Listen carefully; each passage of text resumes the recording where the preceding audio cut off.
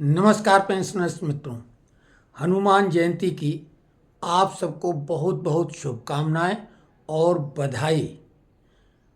आज हम आपको कुछ नए रंग रूप में दिख रहे होंगे, क्योंकि हमने अब ये मान लिया कि अपने को ये मान के चलें कि हम पूरी तरह से स्वस्थ हैं।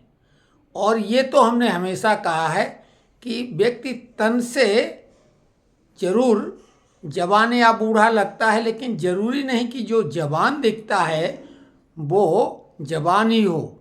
अगर कोई व्यक्ति में कुछ करने की मतलब एक इच्छा शक्ति या महत्वाकांक्षा नहीं है तो वो जवान शरीर वाला भी बुढ़ा है।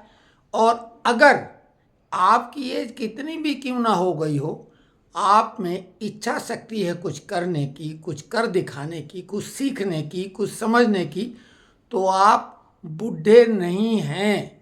और हम तो बिल्कुल यही बात दूसरों को जब कहते हैं तो अपने आप पर लागू करते ही हैं। मन के हारे हार है, मन के जीते जीत।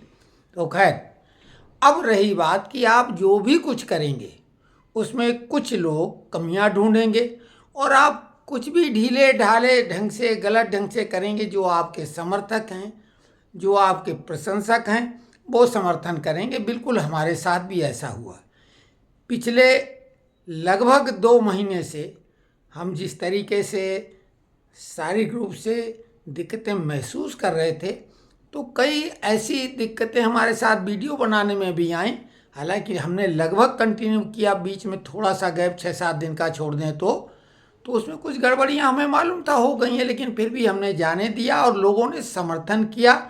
आप लोगों की शुभकामनाओं की बदौलत अब हम आपके सामने सक्रिय रूप से बिल्कुल इसी तरीके से रहेंगे, बिना कोई आलोचना की परवाह की। हालांकि आलोचना की परवाह हमें कभी नहीं रही है, क्योंकि हमारा हमेशा से कहना रहा है कि कोई भी ऐसा प्रश्न है ही नहीं जिसका जवाब न हो, और ऐसी कोई समस्या ही नहीं है जिसका समाधान न हो। तो खैर, वो बातें छोड़ो, बार बार हमने कहा है। अभी हमने 2 दिन पहले जो एक वीडियो अपलोड किया था कि भाई एक बहुत सुनहरा अवसर है पैसा कमाने का, शेयर मार्केट में बूम आएगा, पहले से आपको बताया था। और कम पैसे से ज़्यादा कमाने के लिए हमने बोला था कॉल आप खरीद सकते हैं। जब भी आपको पता लगे कि शेयर मार्केट, आपका कैलकुलेशन, आपका विश्वास अगर है कि मार्केट ऊपर जाएगा, तो आप कॉल खरीद लें। उसको सी भी बोलते हैं संक्षेप में। तो कॉल जो है वो तेजी होती कि अगर तेजी आएगा तो फायदा होगा, और पुट होता कि अगर आपको लगता मंदी आएगी तो कम पैसे लगा के ज़्यादा मुनाफा आप मंदी में भी कमा सकते हैं। तो वो एक गारंटेड बात थी, हमने बताई थी, और हमने उसका उल्लेख बहुत पहले वीडियो में किया था कि 2025 में गारंटेड मौके मिलेंगे पैसे कमाने के। तो अभी जिन लोगों ने कॉल लिया है या कोई अच्छा शेयर ले लिया है तो होल्ड करें। अभी 3 महीने तक मार्केट लगातार आगे ही आगे बढ़ेगा। वक्त को लेके जो हंगामा हो रहा है वो स्थिति नियंत्रण में है, इसलिए कोई चिंता की बात नहीं है। हालांकि इंडिया अलायंस वाले हंगामा खड़ा करना चाहेंगे।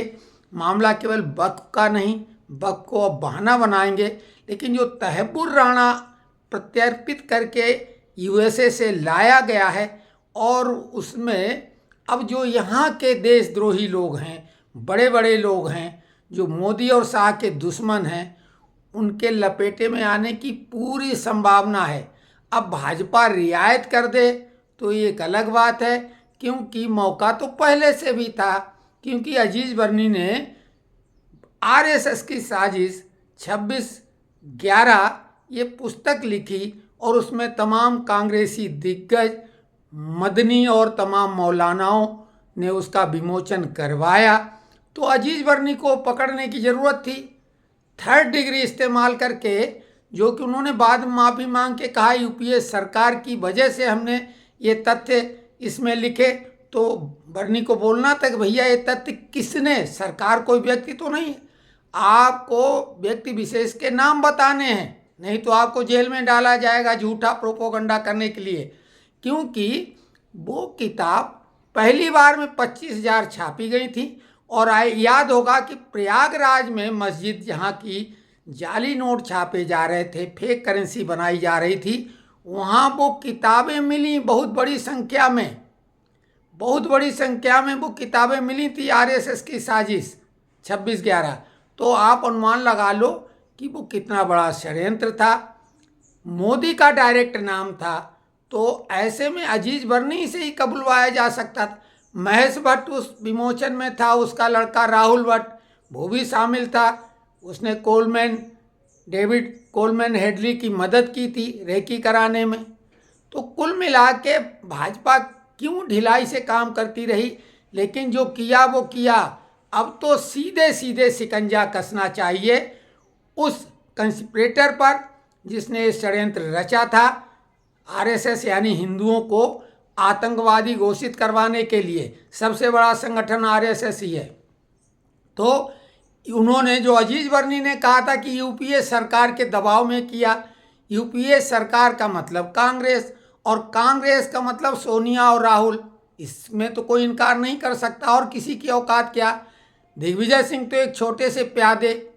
तो कुल मिला के अब इन लोगों का बिल्कुल, अगर सरकार चाहेगी तो बचना नामुमकिन है।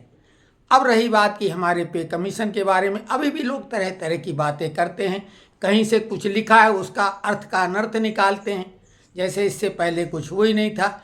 आप कोई भी इंश्योरेंस पॉलिसी लेते हैं, अगर उस फॉर्म को पूरा पढ़ लेंगे और उसका अर्थ समझ लेंगे तो कभी भी उस पर हस्ताक्षर नहीं कर पाएंगे, यानी आप इंश्योरेंस पॉलिसी नहीं ले पाएंगे। उसमें बहुत सारी नकारात्मक बातें लिखी रहती हैं। उसी प्रकार से सरकारी कोई भी आदेश जो होता है उसमें बहुत कुछ ऐसा भी होता है क्लियर। अगर न क्लियर करें तो फिर इतनी मुकदमेबाजी और तरह तरह के प्रकरण तैयार हो जाएंगे। जैसे अभी भी संविधान के नाम पर लोग कुछ ही बोलते हैं कि संविधान में ऐसा कहाँ लिखा है, हम तो ये करेंगे, हमको ये करने की आज़ादी, क्योंकि संविधान में ऐसा नहीं लिखा है, तो वगैरह वगैरह। तो जो अभी भी पेंशनरों को डराने का काम कर रहे हैं, वो डरा के अपनी दुकान चलाने का काम कर रहे हैं। कोई भी डरने की बात नहीं, परेशान होने की बात नहीं है। और जो लाभ, अब जैसे 2% दिए, हमने तो बहुत पहले से बताया था, लोग 3, 4, 5, 6% तक बढ़ा चुके थे। कहाँ हैं वो? और बहुत बड़े बड़े यूट्यूबर हैं, दिन में 2 वीडियो डाल देंगे और उसमें 1 आध लाख व्यूअर एक वीडियो का तो होते ही उनका है, तो उनकी तो बहुत मोटी कमाई हो जाती है। अब आप अपना सर धुनते रहें बाद में कि ये सरकार ने ऐसा किया, ये मिलने वाला था नहीं मिला। और अगर कुछ नकारात्मक खबर चलाते हैं, बाद में श्रेय खुद लेंगे कि हमने ऐसा कहा था और ऐसा हो गया, या नेता लोग श्रेय लेने लगते हैं। तो ये सब खेल चल रहा है और ये चलता ही रहेगा। आपसे हमने सिर्फ 2 बातें निवेदन की थी कि जो मिलना उसे कोई रोक नहीं सकता है। न पे कमीशन नेता दिलाते हैं, न डी एरियर दिलाते हैं, ये सब ऑटोमेटिक एक फार्मूले के अंतर्गत होता है। हाँ, नेता लोगों को मौका मिलता है नेशनल काउंसिल जेसीएम जैसे बड़े मंच पर, उसमें हम लोगों के छोटे मोटे मुद्दे हैं उनको क्यों नहीं हल करवाते हैं जानबूझ के, क्योंकि मुद्दे नहीं तो नेता नहीं। अगर सारे मुद्दे एक बैठक में हल करा दें तो फिर उनको कौन पूछेगा परखेगा, कौन कहाँ का नेता। तो इस तरह की ये बातें हैं। हमने ये कहा था कि जो लाभ मिलना है वो निश्चित मिलेगा, कोई यूट्यूबर नहीं दिला देगा, ना हम दिला देंगे, ना कोई दिला देगा। साथ में एक बात और कही थी, अगर आपको पैसे की अतिरिक्त आवश्यकता है वाकई में और वो नहीं है, तो उसको हम कमाने के 2 तरीके आपको बताए थे। जैसे हमने एक फ्री का मौका बताया था कि क्रिप्टो माइनिंग करके इसी फोन से, कोई उसमें मेहनत नहीं। जियो कॉइन बनाने में तो थोड़ी मेहनत लग रही क्योंकि वो रिवार्ड है, रिवार्ड पाने के लिए आपको प्रयास करना पड़ता है। लेकिन रूबी कॉइन हमने बताया था कि जिसमें कुछ करना ही नहीं, 24 घंटे में एक बार फिंगर टच करना है। तो ये हमने दोनों तरह बताए थे कि भैया।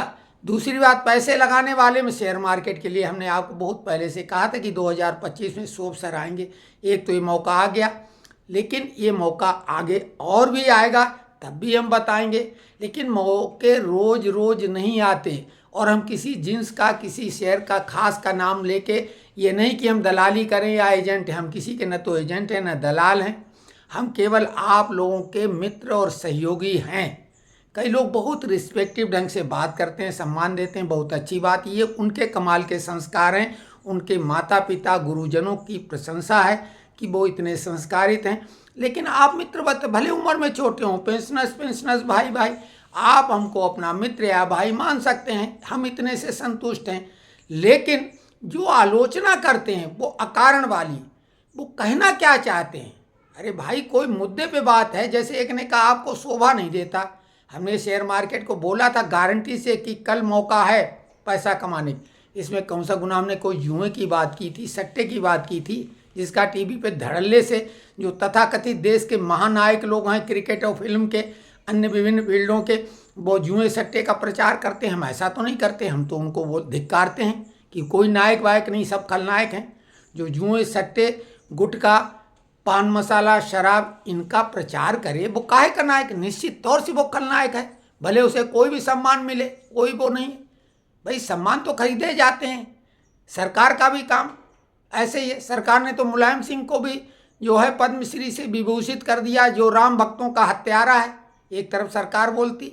तो खैर देखिए, सरकार को बहुत से ऐसे कार्य भी करने पड़ते हैं जो सबको पसंद नहीं होते हैं, तो वो हर वर्ग के लिए कुछ न कुछ अच्छा करती है, और कुछ ऐसे भी काम करती है जिससे लोगों को दिक्कतें होती, तो कुछ वर्ग नाराज भी होता है। तो हम आपसे निवेदन यही कर रहे हैं कि हम आपके सामने अब सक्रिय होकर बिल्कुल इसी तरीके से आएंगे, और विभिन्न क्षेत्रों पर जिस पे हमें लगेगा मीडिया मौन है, उस पे हम खुलासा करेंगे। ईश्वर की कृपा से हमारी विभिन्न क्षेत्रों की पकड़ ऐसी है कि कोई भी सामान्य बराबरी करने की स्थिति में नहीं, क्योंकि हमने चुनाव को लेके जो प्रेडिक्शन किया, हमारे बराबरी पर किसी मीडिया का नहीं है, न कोई ज्योतिषी का है। हमने ज्योतिषियों को भी चैलेंज कई जगह पे किया।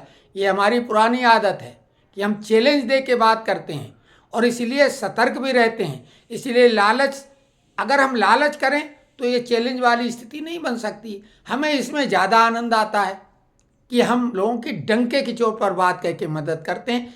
जब भी कुछ ऐसी खबर होगी कि हमें लगेगी आपको जानना चाहिए, तत्काल। कल हम थोड़ा व्यस्त थे, हमने जो देखा कि डीए एरियस का जो पहले आर्डर कर्मचारियों का आया था, लोग परेशान कर दिए गए, कई लोगों ने खबरें चलाईं, तो डीआर का आदेश अलग से आया, तो हमने वो कल रात में ही डाल दिया। इसी तरीके से ये दिखाने के लिए कि कोई भी वो आदेश सिर्फ इसीलिए अपलोड किया था ताकि आपको ये लगे कि हम सक्रिय हैं, और जो भी कोई खबर होगी वो त्वरित रूप से फटाफट इमीडिएट एक्शन लेके वीडियो अपलोड करेंगे। तो जिन्होंने इतना लंबा वीडियो देखा, धन्यवाद।